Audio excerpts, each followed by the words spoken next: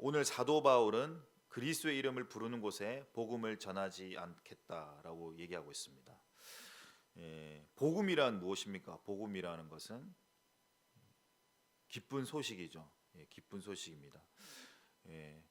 복된 소식, 기쁜 소식입니다. 그리스도께서 우리의 구주가 되셨다는 거죠. 히브리어로 메시아, 그리스도의 기름 부음 받은 자. 그러니까 예수가 그리스도라는 것을 날마다 가르쳤다고 했습니다. 이 사도행전에 보니까 예수님의 제자는 예수가 그리스도라는 것을. 그러니까 구원자이신 예수님의 이름의 뜻은 무엇이죠? 마태복음 1장 21절에 아들을 낳으리니 많은 백성을 죄에서 구원할 자라. 이 구원자라는 이름의 뜻입니다. 그래서 호세와 여호수아, 이 예수와 이 같은 구원자라는 뜻이죠. 그 예수가 바로 그리스도이다. 이스라엘의 민족들이 열망했던 그 메시아가 바로 그리스도와 그게 이제 그것을 증거하는 것이 바로 이 복음이라는 것입니다. 그래서 그리스도의 이름을 부르는 것, 이거는 단순히 그냥 이름을 부른다는 뜻이 아니죠. 여러분 지나간 사람들에게 그리스도를 주라고 시인하십시오 하면 쉽게 하겠습니까? 아무나 못하죠. 여러분 이 예수님이 나의 구주시다.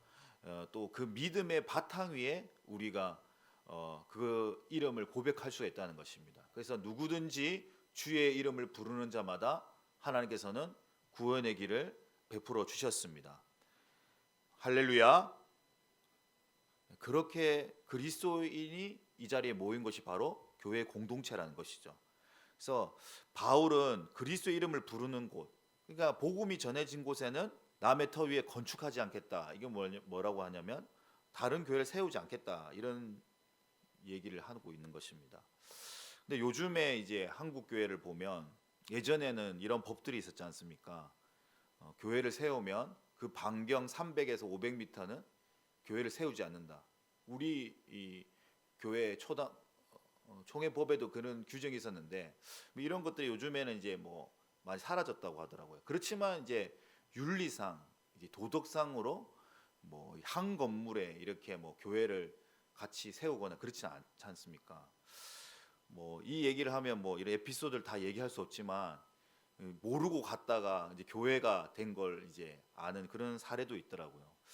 그리고 이제 뭐 대형 교회들이 이제 자기 지교회를 개척할 때에 신도시에 이렇게 지교회를 개척하지 않습니까? 그러면 이제 주변에 좀 작은 교회들은 이 수평 이동하지 않습니까? 왜냐하면 큰 교회들은 전략적으로 교회를 짓지 않습니까? 어떻게 짓습니까?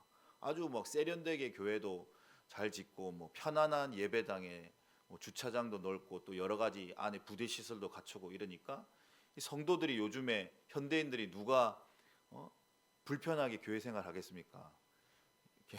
시설이 잘 갖춰준 대로 가기 때문에 이 수평 이동 이런 게 문제가 되는데 그래서 이제 양심이 있는 이런 대형 교회들은 뭐 기존의 신자들을 이렇게 받지 않겠다 이렇게 하는 곳도 있는 것 같습니다.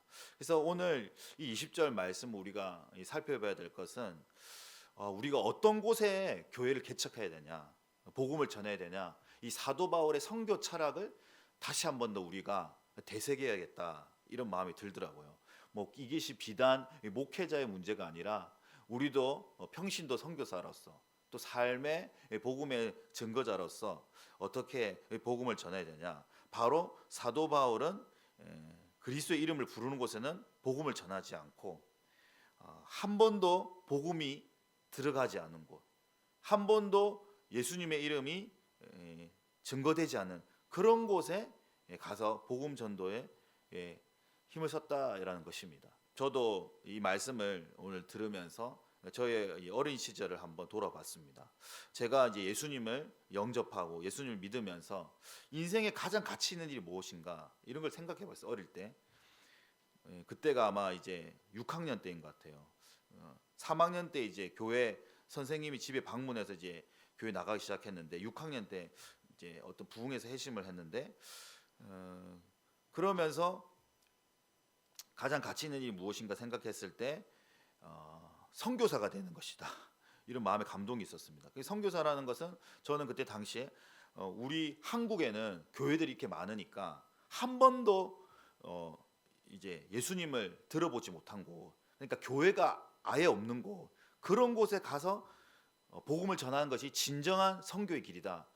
이런 이제 마음에 생각이 있었어요. 그래서 어릴 때는 이제 미전도 종족 선교사 이런 마음의 꿈을 품고 이제 생활했는데 어떻게 하다 보니까 지금 이제 신학교에 가가지고 제가 원래는 이제 선교 단체에 선교사가 되고 싶은 마음이 있었거든요. 근데 그런 걸 잘 몰라가지고 그냥 신학교부터 가야 된다 했는데 이 신학교 가다 보니까 이게 부교역자 지금 이제 일반 목회 사역을 하고 있는데 언젠가는 반드시 이 미전도 정도 가야 된다 그런 마음에 이 부담감이 있습니다.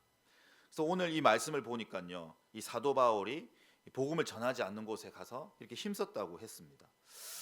그래서 우리도 예수님을 모르는 곳, 예수님을 전혀 알지 못하는 곳에 선교해야 된다.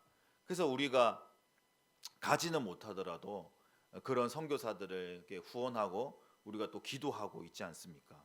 그래서 모든 자들이 그 복음을 들을 수 있도록 오늘 21절 말씀에 어떻게 기록되어 있습니까? 21절 말씀 한번 읽어보도록 하겠습니다. 아멘. 주의 소식을 받지 못한 자들이 볼 것이요 라고 있습니다. 주님의 소식을 받지 못한 자들, 하나님의 이 복음의 기쁜 소식을 보지 못하는 자들이 보게 되고 듣지 못한 자들이 깨달으리라 한 것이죠. 그러니까 그리스도를 모르는 자들은 어떤 상태에 있습니까? 영적으로 무지한 상태죠. 영적으로 어두워진 상태죠. 그래서 눈이 먼 상태입니다. 들어도 듣지 못하는 그런 상태입니다. 그래서 그들을 깨닫게 하는 이 이사야 말씀이 바로 성취되는 거죠. 복음이라는 것이 보지 못한 자들이 보게 되고 듣지 못한 자들이 깨닫게 되는. 그래서 우리가 지금 요즘에 이런 전도의 사명에 대해서 다시 한 번 더 마음의 감동을 주시는데 지금도 이런 영적으로 보지 못하고 듣지 못한 자들이 많이 있다는 거예요. 우리가 이 소식을 전하는 그런 전달자가 되어야 될 줄로 믿습니다. 때를 얻든지 못 얻든지 하나님의 말씀을 전파하라고 했지 않습니까? 이것이 비단 어떤 특별한 신분에게만 주어지는 것이 아니라 우리가 다 복음을 빚진 자로서 하나님의 사랑의 빚진 자로서 어떻게든지 기회가 되면 이 복음을 전하기 위해서 애쓰고 노력해야 될 줄로 믿습니다. 이 사도 바울도 일평생을 그렇게 살았지 않습니까? 사도 바울은 이 복음을 위해서 자신의 모든 것을 희생으로 여기고 자비량 선교사로서 항상 교회를 세우고 그 다음에 성숙한 지도자를 세우고 또 다른 곳에 가서 교회를 개척하고 일평생 이 사도 바울의 오늘 이 EM 제목이 바울의 개척 전도인데요. 그것을 보면서 다시 한 번 더 저도 이 바울의 그 전도의 열심과 개척 정신을 대해서 다시 한 번 더 생각하게 되었습니다. 그래서 여러분들도 정말 아직도 예수 그리스도를 모르는 자들에게 그리고 주님을 인정하지 않는 자들에게 그 복된 소식을 전할 수 있기를 간절히 축복합니다.